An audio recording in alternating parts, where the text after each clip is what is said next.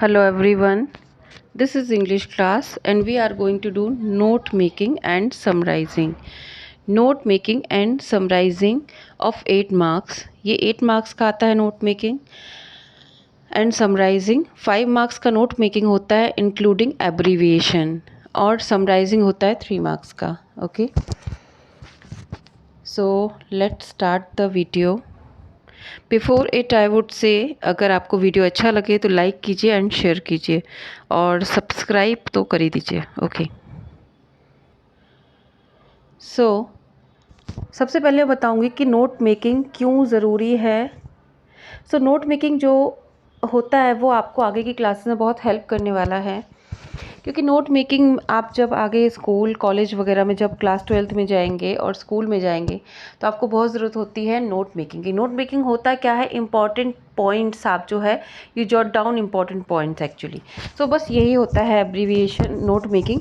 और एब्रीविएशन क्या होता है? एब्रीविएशन होता है कि आप वर्ड्स को आपके बड़े बड़े वर्ड्स हैं उनको शॉर्ट फॉर्म में लिख देना. That is called abbreviation. ठीक है.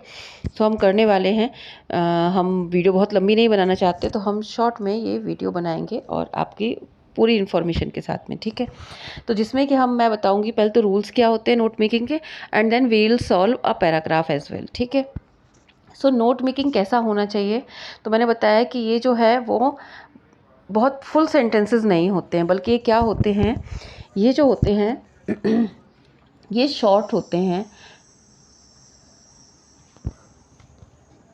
ये शॉर्ट सेंटेंसेस होते हैं और शॉर्ट सेंटेंसेस और सेंटेंसेस नहीं होते हैं एक्चुअली, ये फ्रेज होते हैं. ठीक है. ये सेंटेंसेस नहीं होते, मतलब आप ऐसे नहीं लिख सकते हो कि she should be writing this thing, ऐसे मतलब प्रॉपर सेंटेंस में नहीं होता है, ये फ्रेज होते हैं. ठीक है. और उसके लिए देखो शॉर्ट होते हैं और सिर्फ वर्ड्स होते हैं, लाइक हेडिंग की तरह से होते हैं.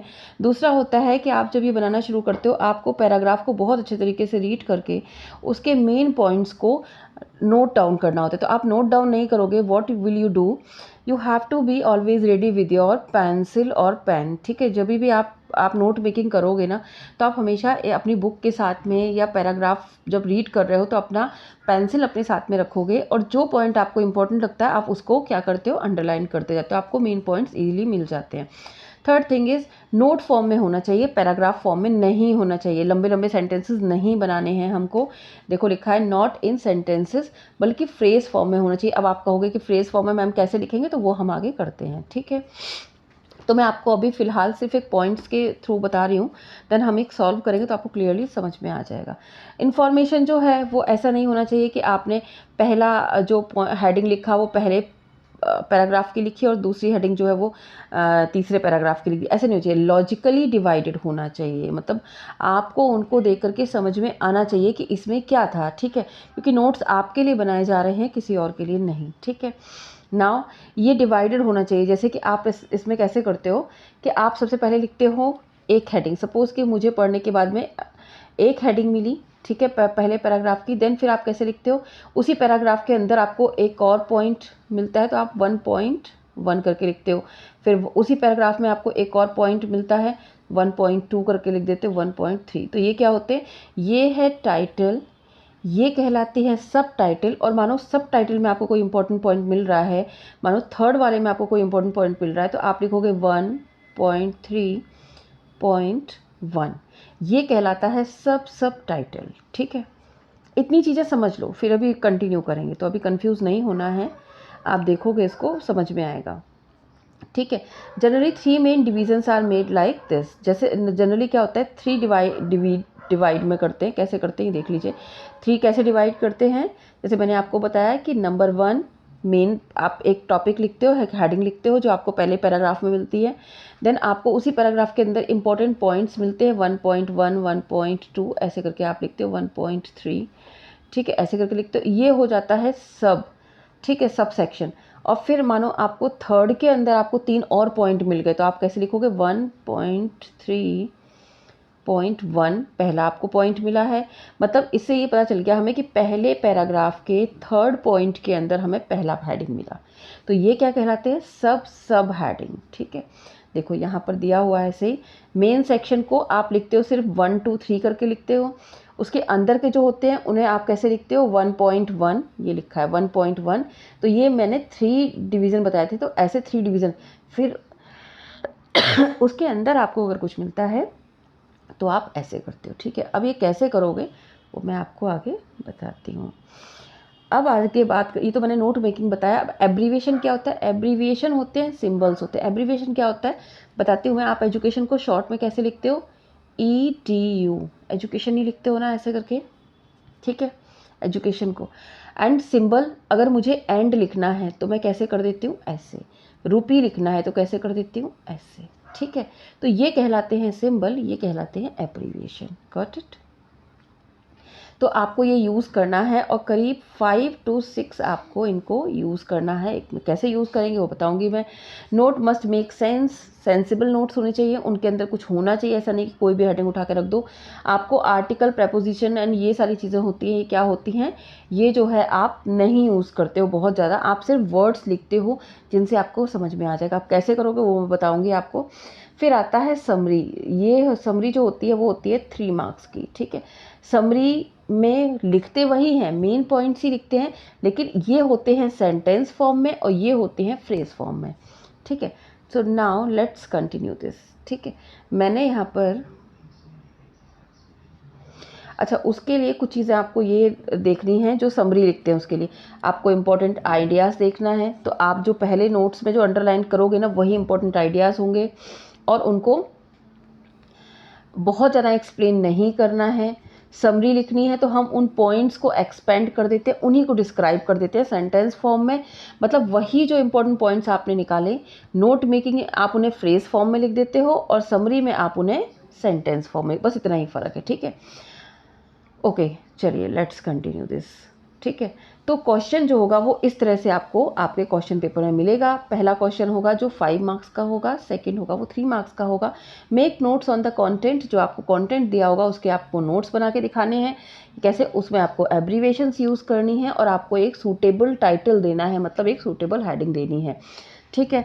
तो आपको मुझे क्या करना है, आपका एक चैप्टर है क्लास 11th जिसका नाम है the portrait of a lady, ठीक है। तो अब आपको मेरे लिए काम करना है कि the portrait of a lady chapter को अगर मैं ये कहती हूँ, मतलब आपको जैसे ही मैं कहती हूँ कि the portrait of a lady को ये टाइटल ना हटा करके बल्कि कोई और टाइटल देना है, तो आपके दिमाग में बहुत सारे टाइटल आएंगे दिखते ही। Relation with grandmother, old and wrinkled grandmother, 3 phases of relation with author's grandmother. जो भी हेडिंग आपको सूटेबल लगती है आप मुझे लिख के भेजोगे। आपके चैप्टर 1 की the portrait of a lady की जगह पर आप उस चैप्टर को क्या हेडिंग दोगे वो आप मुझे कमेंट बॉक्स में फटाक से लिख के भेज दो, ठीक है। नाउ अब हम समरी करेंगे, तो समरी होगी 3 मार्क्स की। अच्छा, मैंने एक पैराग्राफ यहाँ पर चूज़ किया है आपके लिए। इट इज़ ईजी वन और नेचर के ऊपर बेस्ड है ये। तो अभी मैं पैराग्राफ आपको दिखाती हूँ, वेट। ये एक पैराग्राफ है, आप इसका स्क्रीनशॉट ले सकते हैं, ठीक है। आप चाहें तो आप इसका स्क्रीनशॉट ले सकते हैं। ओहो, ठीक है। तो आप चाहें तो आप इसका स्क्रीनशॉट ले लीजिए।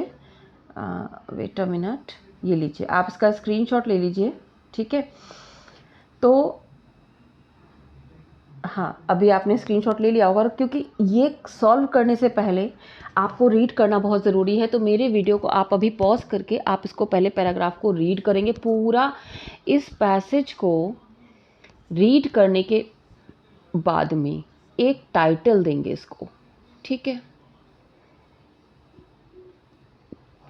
इस पैराग्राफ को आप पूरे इस अनसीन पैसेज को सिर्फ एक टाइटल देना है। पहला काम ये करना है, वो कहलाएगी एक हेडिंग, मेन हेडिंग, ठीक है। इसके मार्क्स होते हैं, ठीक है। तो पहला आप एक काम करेंगे ये, ठीक है।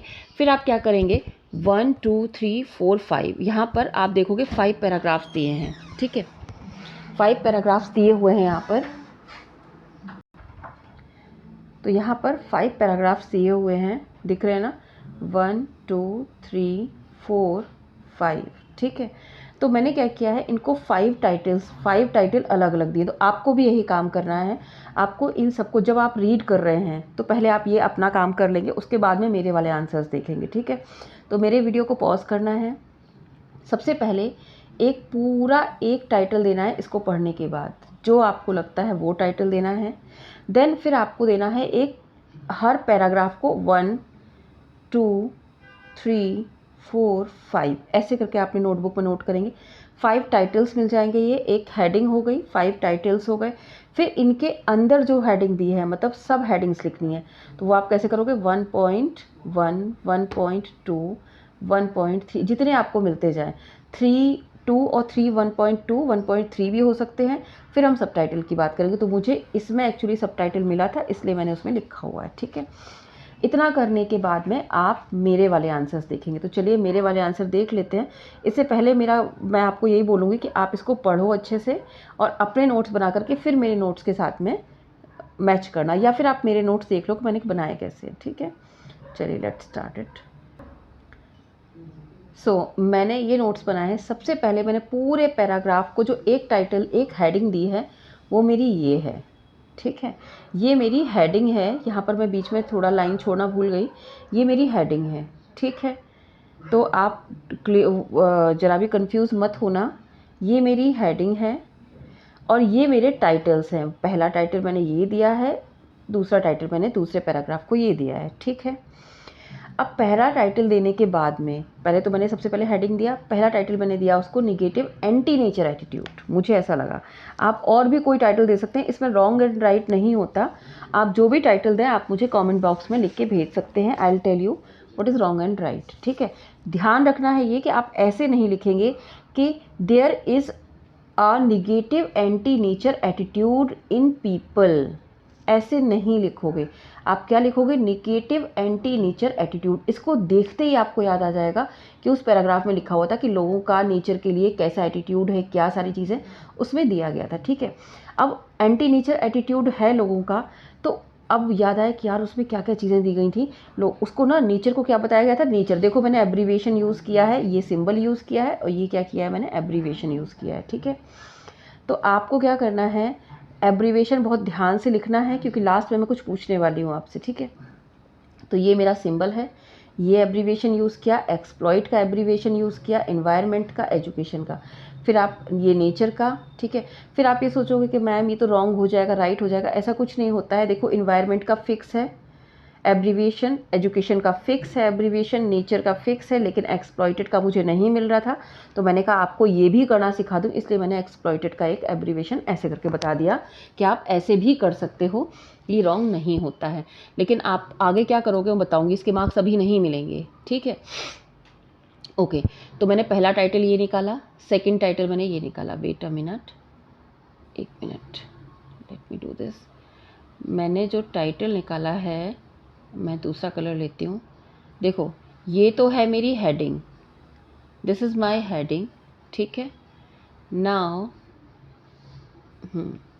और ये जो है फर्स्ट जहाँ सिंगल लिखा है और सेकंड लिखा है, ये मैंने पहले ही मैंने आपसे कहा था ना कि एक एक टाइटल सबको दे देना, तो ये मैंने एक एक टाइटल दे दिए। तो पहला टाइटल दिया, अब उसके बाद मैंने सब टाइटल दिए हुए हैं। तो सब टाइटल क्या है, मैंने इसको ये 3 सब टाइटल दिए हुए हैं, ठीक है।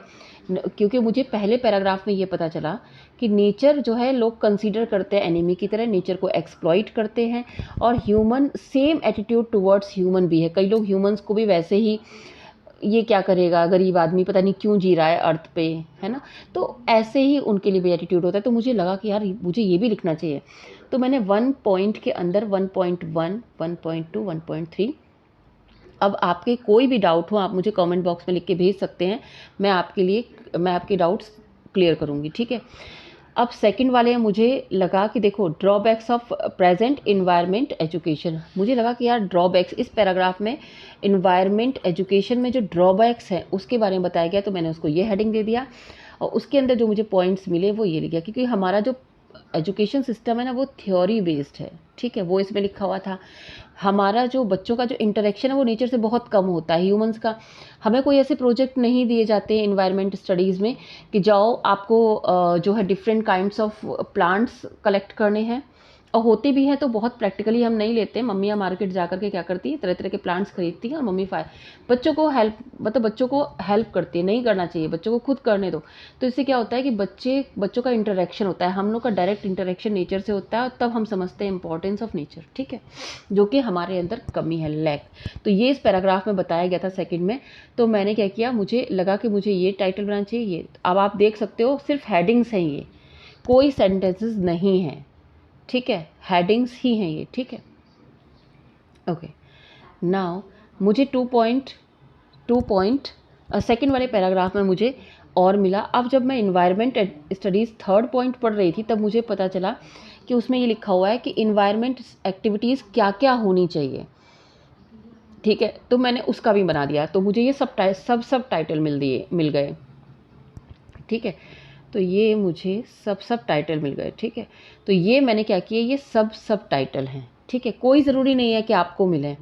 अगर आप इनको नहीं भी लिखते हैं तो वो आपका रॉन्ग नहीं जाएगा, मार्क्स नहीं कटेंगे, लेकिन आपको सब टाइटल ज़रूर लिखना पड़ेगा। मतलब ये करना पड़ेगा, ये सब आपको करने पड़ेंगे, ये सब करना पड़ेगा आपको। लेकिन अगर आप सब टाइटल नहीं मिलता है तो कोई ज़रूरी नहीं है, मिल जाता है तो बहुत अच्छी बात है, नहीं मिलता है तो कोई ज़रूरी नहीं है, ठीक है।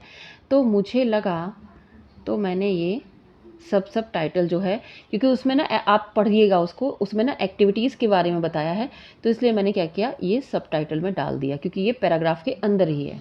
Got it. नाउ अब आप आ जाते हो थर्ड वाले पे। मैंने थर्ड को ये टाइटल दिया, ठीक है, रिजल्टेंट वैल्यू सिस्टम, ठीक है। अब रिजल्टेंट वैल्यू सिस्टम मतलब कि हमारे जो सिस्टम है ना, वो रिजल्टेंट होना चाहिए, मतलब उसका कुछ रिजल्ट आना चाहिए, ऐसा होना चाहिए। लेकिन एक्चुअली क्या होता है, उसके अंदर लिखा हुआ था अबाउट एक्सप्लॉइटेशन, तो मैंने इसको एक्सप्लॉइटेटिव एक हेडिंग दे दी, लैक ऑफ सेंसिबिलिटी। मतलब इस थर्ड पैराग्राफ के अंदर जो मुझे पॉइंट्स मिले वो मैंने इस फॉर्म में लिख दिया है। एंड नंबर 5 में देखो मैंने लिखा है इंट्रोस्पेक्शन। अब आप नंबर 5 पढ़िएगा, उसमें उनको इंट्रोस्पेक्ट करने के लिए बोला गया। What is introspection? जब हम खुद को समझते, अपना आत्म मतलब खुद समझना, ठीक है। जब हम कोई चीज़ गलत करते हैं तो हम इंट्रोस्पेक्ट करते हैं, ठीक है, हम अंदर से समझते हैं। आत्मसात नहीं कहेंगे इसको, बल्कि खुद को समझना, इंट्रोस्पेक्ट करना, ठीक है, कि हम खुद को समझने की कोशिश करते हैं कि भाई हमने ये चीज़ गलत करी। तो ऐसे ही इंट्रोस्पेक्ट, तो जो 5th वाला पॉइंट था, पैराग्राफ था, वो इंट्रोस्पेक्ट एंड हमारी अकाउंटेबिलिटी क्या है वो। उसके अंदर मुझे 2 पॉइंट्स मिले। पर्सनलाइज इंट्रोस्पेक्शन, देखो इंट्रोस्पेक्शन को मैंने एब्रीविएट कर दिया, ठीक है, इम्पॉर्टेंट को एब्रीविएट कर दिया, एजुकेशन इन्वायरमेंट को एब्रीविएट कर दिया, ठीक है। तो इंट्रोस्पेक्शन को एब्रीविएट कर दिया। तो पर्सनलाइज इंट्रोस्पेक्शन होता है, सबके अपने अपने पर्सन अलग अलग इंट्रोस्पेक्शंस होते हैं, कुछ कुछ समझता है, कुछ और क्या है। अकाउंटेबिलिटी क्या है हमारी, मिनिमाइजिंग हार्मफुल इफेक्ट। देखो इसमें मैंने कुछ भी अपना नहीं लिखा है, मैंने पैराग्राफ को रीड किया है और जो मुझे अपने पॉइंट्स मिले वो मैंने लिखे हैं। आप अपने पॉइंट्स मुझे कमेंट बॉक्स में लिख करके भेज सकते हैं। अगर आपको डाउट, 1-2 पॉइंट्स लिख दोगे ना, आपको क्लियर हो जाएगा, ठीक है। नाउ हम आगे बढ़ते हैं। अब आपने एब्रीविएशन यूज़ कर लिए, नोट मेकिंग के आपको फुल 3 मार्क्स मिल जाएंगे, लेकिन एब्रीविएशन के अगर आपको 2 मार्क्स मिलने हैं तो आपको ये टेबल बनानी पड़ेगी। आपने जितने ऐसे हेडिंग लिखेंगे आप की टू, मतलब नोट मेकिंग करने के बाद में एक बॉक्स बनाएंगे और उसमें ऐसे करके लिखेंगे, ऐसे यहाँ लिखेंगे एब्रीविएशन, यहाँ लिखेंगे वर्ड्स, ठीक है। ये ज़रूरी होता है, इसके बिना काम नहीं चलेगा, इसके बिना आपको 2 मार्क्स नहीं मिलेंगे, ठीक है। सो आप की टू एवरी, और एक और चीज़ याद रखना, ये जो मैंने वर्ड्स दिए हैं ये किसी और पैराग्राफ के, ये इसके नहीं हैं, ये मैं आपको जस्ट एक एग्जाम्पल देना चाहती थी, इसी में दिया। अब आपको क्या करना है, दिस इज़ योर होमवर्क। ये होमवर्क ये है कि आप मुझे कमेंट बॉक्स में जो मैंने इसमें यहाँ पर एब्रीविएशन यूज़ की है, या जो आप एब्रीविएशन यूज़ करते हैं, तो कोई भी 5 एब्रीविएशन जो आप नोट बनाएंगे इसके, वो मुझे कमेंट बॉक्स में लिख करके भेजेंगे। दिस इज़ योर होमवर्क, ठीक है। अब कंटिन्यू करते हैं। तो ये एब्रीविएशन इसके नहीं है, इसका एब्रीविएशन मैंने बताया था आपको, इम्पॉर्टेंट है, ठीक है। वेट, मेरा पेन नहीं चल रहा है, तो आप यहाँ लिखोगे IMP और डैश करके लिखोगे इम्पॉर्टेंट। एजुकेशन लिख करके EDU लिख करके फिर लिखोगे, एंड यूज़ किया था मैंने, एंड लिख करके फिर डैश लगा करके एंड लिखोगे। तो ऐसे मुझे कोई भी 5 दोगे। Now this is summary of 3 marks. ठीक है, ये होगी आपकी 3 मार्क्स की समरी। अब वही जो मेन पॉइंट्स आपने तब जॉट डाउन किए थे यहाँ पर उनको सेंटेंसेस में डेवलप करना है। ठीक है, तो यहाँ पर आप सेंटेंसेस में डेवलप करोगे। कैसे करोगे? हम लोगों ने बात की थी कि जो नेचर है, nature is spoken as something to be conquered not preserved, it is viewed as resources to be exploited. और यहाँ पर आपको एब्रीविएशन यूज़ नहीं करना है, रिमेंबर दिस थिंग। यहाँ आप एब्रीविएशन यूज़ नहीं करोगे। ठीक है, और यहाँ पर उन्हीं सेंटेंसेस के, उन्हीं वर्ड्स के मेन पॉइंट्स को आप सेंटेंसेस में बना दोगे। तो अब आपको क्या करना है, एक समरी लिखोगे और आप नोट मेकिंग करोगे, और अगर कोई भी प्रॉब्लम आती है तो आप मुझे मैसेज करोगे। ठीक है, मतलब, और येस रिमेंबर दिस थिंग, जो समरी होती है वो पैराग्राफ का 1/3 पार्ट होता है। ठीक है, मतलब पैराग्राफ अगर आपका 1 पेज का है तो सिर्फ 5 to 6 और 7 लाइन्स में आप उसे समरी करोगे, जो आपकी 3 मार्क्स की हो जाएगी। सो आई होप आपको समझ में आया होगा नोट मेकिंग। अगर फिर भी नहीं समझ में आया या कोई भी आपके डाउट है तो आप मुझे कमेंट बॉक्स में लिख के भेज सकते हैं। Don't forget to like, just a minute, don't forget to like and share my video, okay. और कोई भी कमेंट, कोई भी प्रॉब्लम होती है तो आप मुझे कमेंट बॉक्स में लिख के भेजेंगे।